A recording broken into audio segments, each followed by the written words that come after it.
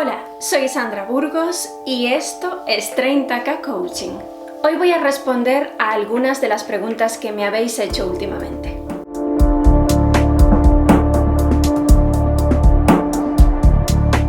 Constantemente recibo preguntas vuestras a través de diferentes medios. Comentarios en YouTube, comentarios en redes sociales, correos electrónicos, mensajes a través del formulario de la web. Y a menudo respondo a algunas de estas tomas de contacto. Sin embargo, y aunque me encantaría poder hacerlo, no puedo responder a todas las personas porque tendría que dedicarme exclusivamente a ello. De modo que he pensado que tal vez sería buena idea responder de vez en cuando a vuestras preguntas a través de un vídeo compilatorio. Y es que gran parte de las preguntas que me llegan se repiten, de modo que tal vez tú tengas dudas que no me hayas formulado aún, pero otra persona sí lo haya hecho. Vamos a ver 3 preguntas. Jonathan ha escrito a través de YouTube y dice: yo tengo el síndrome de burnout, pero lo mío es por el estrés generado por la escuela.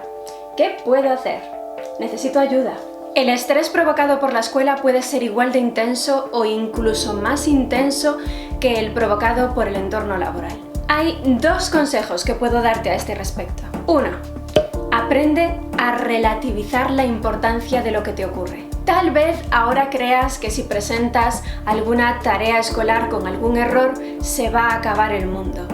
Pero puedes creerme, en unos años te costará imaginar que algún día algo así te pudo estresar. Claro que tu responsabilidad en estos momentos es estudiar y debes hacerlo lo mejor que puedas. Pero ten la tranquilidad de saber que lo estás haciendo lo mejor que puedes y, al menos en este caso, las consecuencias de la imperfección no van a ser terminales. Y 2. Busca una actividad que te ayude a liberar tensión. Tal vez haya algún deporte que te guste o tal vez te relaje el hecho de escuchar música o echarte en el sofá y ver una película. Permítete a ti mismo desconectar para poder reconectar luego con una mente limpia y un estado emocional liberado. Gaviota también ha escrito a través de YouTube y nos pregunta lo siguiente en relación con las relaciones de pareja. Me gustaría mejorar en algunos aspectos, ser menos insegura y dar lo que tengo para dar, sin tantos miedos.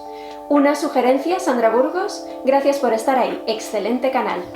Gracias a ti. Las relaciones de pareja son una de las cosas más arriesgadas que podemos vivir los seres humanos. No estás arriesgando ni tu dinero ni tus posesiones. Estás arriesgando tu bienestar emocional. De modo que es normal sentir miedo al abrir nuestro corazón a alguien que no sabemos cómo lo va a tratar. Mi consejo es que te dejes llevar por tu intuición. Y tu intuición fallará 1000 veces porque la intuición de nadie es infalible. A veces sufrirás por desamor, pero es parte de la vida. Y los momentos felices en pareja casi siempre compensan el riesgo de que la cosa termine mal. Mientras tú des lo mejor de ti, serás feliz y podrás recomponerte más fácilmente si el desenlace no es agradable, porque al menos sabrás que tú pusiste todo de tu parte. Y la tercera pregunta de hoy. Juan Gustavo ha escrito a través de la página de Facebook de 30K Coaching, y esto es lo que dice: ¿cómo aceptar la soledad y no sufrir?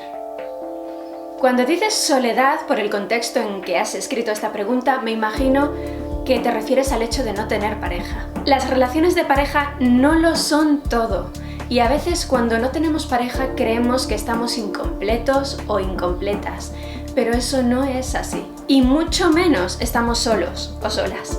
Mira a tu alrededor. No estás solo.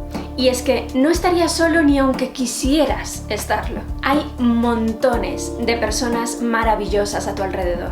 Y con ellas, muchas de ellas, unas pocas de ellas, puedes tener relaciones increíblemente profundas y significativas. Una relación de pareja es una relación especial. Es agradable tener pareja cuando la otra persona es la adecuada para ti.